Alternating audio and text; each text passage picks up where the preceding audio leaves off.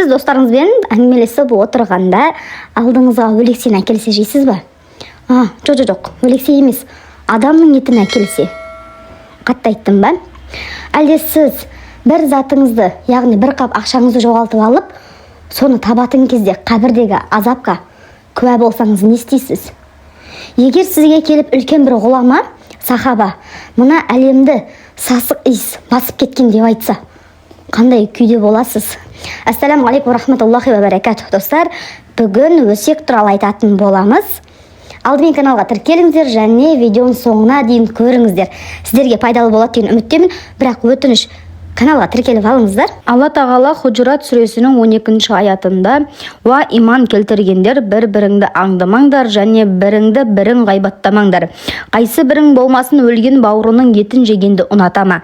Әнеки, бірден жеркендіңдер. Ендеше Алладан қорқыңдар, шүбәсіз Алла тәуәп, қолдарының шынайы тәубелерін қабыл етуші, рахим, ерекше мейірімді." Алла тағала осылайша Құранда өсекті ғайбат сөзді сынға алып, өсекшіні ғайбаттаушыны өлген адамның етін жегенге ұқсатқан. Пайғамбарымыз саллаллаху алейхи уассалам мұсылманның қанын төге алмайды, мал мүлкін тонай алмайды, намысын таптай алмайды деп айтқан. Тағы бір хадисте: "Өсек аяңнан сақтаныңдар, өйткені өсек аяң ғайбат сөз зинадан да ауыр күнә.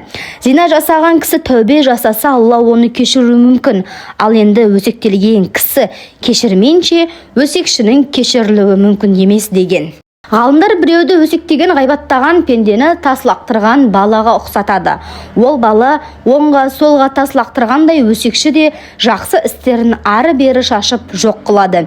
Пайғамбарымыз саллаллаху алейхи уассалам мұсылман бауырын қаралау мақсатында артынан сөйлеген кісіні Алла тағала қиямет күні тозақтың көпірінде тоқтатады және сөзін қайтарып алмайынша жолын жалғастыруға рұқсат бермейді деп айтқан. Адамзаттың асыл тәжі Пайғамбарымыз саллаллаху алейхи уассалам ғайбат мұсылман бауырының артынан оған ұнамайтын сөздерді айту деген. Демек, біреудің артынан оның дене мүшесіндегі кемшілігі туралы болсын, тексіздігі туралы болсын, не діні, не дүниесі туралы қайсы бір кемшіліктерін айтса, бұлардың бәрі өсек аяң ғайбат. Тіпті біреудің киім кешегіне мінген атын жамандап, сынға алу да өсектеу болып саналады. Ал енді біреудің адамдық сипаты туралы намысқа тиетін ауыр сөздерді айту одан да үлкен күнә. Риуаяттарға қарағанда бір күні кейбір мәселелер туралы мағлұмат алу үшін Пайғамбарымызға саллаллаху алейхи уассалам қысқа бойлы бір әйел келеді. Ол әйел шығып кеткеннен кейін Айша радиаллаху анха анамыз: "Алла бұл әйелге қысқа бой беріпті" дейді. Мұны естіген Алла елшісі саллаллаху алейхи уассалам оған: "Уа Айша, сен ғайбаттадың" деп ескертеді. Пайғамбарым саллаллаху алейхи уассалам: "Өсек аяңнан, ғайбаттан аулақ болыңдар, өйткені ол 3 түрлі апатты алып келеді" дейді. Бірінші, өсекшінің дұғасы қабыл болмайды. Екінші, жасаған жақсы істері қабыл болмайды. Үшінші, жамандықтары жиылады деген. Пайғамбарым саллаллаху алейхи уассалам тағы бір хадисінде өсекшілік туралы былай деп айтады: "Қиямет күні пенделердің ең жаманы біреуге басқа жүзбен, екіншісіне басқа жүзбен көрінген 2 жүзді кісілер. Бұл дүниеде де 2 жүзді болғандардың қиямет күні оттан 2 тілі болады" деген. Алла елшісі саллаллаху алейхи уассалам басқа бір хадисте: "Өсекшілер пейішке кіре алмайды" деген. Сөйлеген сөйлей алмаған барлық жанданың тілі болғанымен, неге балықтың тілі жоқ? Риуаяттарға қарағанда Алла тағала адамды жаратып, періштелерді оған сәжде жасауға бұйырған. Іблістен басқа барлық періштелер сәжде жасаған. Сонда Алла тағала оны періште кейпінен ажыратып, пейіштен қуған. Пейіштен қуылып жер жүзіне түскен Ібліс теңізге барып, алғаш балықты кезіктіреді де оған Адам алейхиссаламның жаратылған хабар береді. Содан соң Адам алейхиссалам жер судың бәріндегі жандыларға аңшылық жасайтынын айтады. Балық бұл хабарды басқа жандыларға жеткізеді. Сонда Алла тағала балықтың тілін түп тамырымен жоқ қылады. Амр ибн Динардың айтуына қарағанда, мәдиналық бір кісінің Мәдинаның шетінде тұратын қарындасы бар екен. Ол әйел ауру болды. Әлгі кісі жиі оның хал жағдайын сұрап барып тұрды. Бір күні сол әйел көз жұмды. Бауыры оны кебіндеп жерге көміп үйіне қайтты. Қараса, жанында ақша салынған қапшығы жоқ. Оны мазардың ішіне түсіріп алғанын ұқты да, бір досын ертіп мазарға барды. Мазарды қазып қапшығын тапты. Марқұм әйелдің бауыры досына: «Сен арырақ бара тұр, мен бауырымның қандай жағдайда екенін көрейін» дейді. Үстіндегі топырақты қазып қабірді ашты. Қараса, қабірдің іші күйіп тұр. Бұған куә болған кісі дереу анасына барып: «Маған бауырымның негізгі мінезі туралы айтып берші» деді. Анасы қарындасың көршілердің есігінің артына жасырынып алып, іштегі сөздерді тыңдап, естігендерін басқаларға жеткізетін деп жауап берді. Сонда әлгі кісі өсектің қабір азабына себеп болатынын түсінді.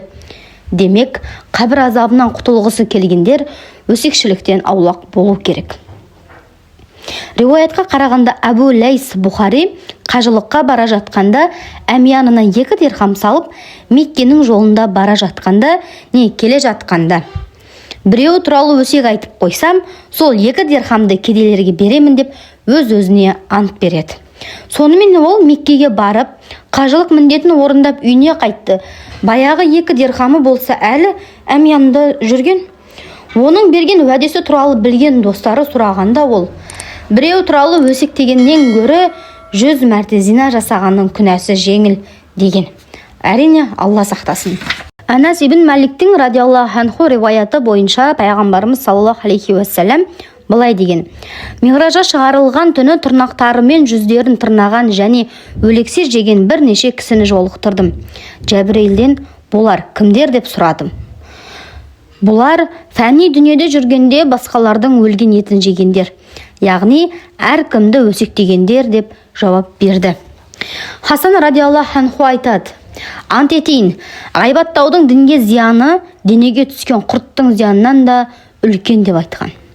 Әбу Хурайра радиаллаху анху былай деген: «Сендер бауырларыңның көзіндегі шөпті көріп, өздеріңнің көздеріңдегі бөренені көрмейсіңдер».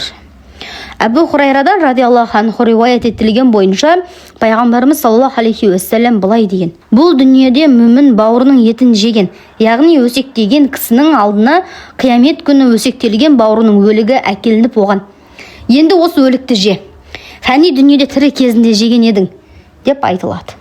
Содан соң пайғамбарымыз саллаллаху алейхи уассалам: «Қайсы бірің болмасын өлген бауырының етін жегенді ұната ма?» деген мағынадағы аятты оқыды. Джабир ибн Абдулла Ал-Ансари айтады: пайғамбарымыздың кезінде саллаллаху алейхи уассалам өсек айтылса дереу иісі сезілуші еді. Өйткені өсек өте сирек еді. Бірақ қазір өсек аяң өте көбейіп кетті. Мұрындардың бәріне сасық иіс толғандықтан сезілмей қалды. Мысалы, тері өңдеген жерге кірген кісі ол жердің иісіне көпке шыдап тұра алмайды.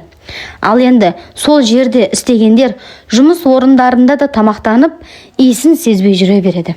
Өсек аяңның қазіргі кездегі жағдайы да осындай. Біреуді өсектеген пенде өкініп тәубе жасау керек. Сонымен ол Алланың ақысынан құтылады. Оның артынан өсектелген кісіден кешірім сұрап, егер ол кешірсе адам ақысынан да құтылады. Пайғамбарымыз саллаллаху алейхи уассалам былай деген: «Алла тағала қиямет күні мұсылман бауырын өсектеген кісінің жүзін көтеніне айналдырып қояды». Демек, біреуді өсектеген кісі орнынан тұрмай жатып және айтқан ғайбаты өсектелген пенденің құлағына жетпей жатып, ең әуелі Алладан ол кешірім сұрау керек. Өйткені ондай сәтте Алланың ғана ақысы болғандықтан тәубесі қабыл алынады.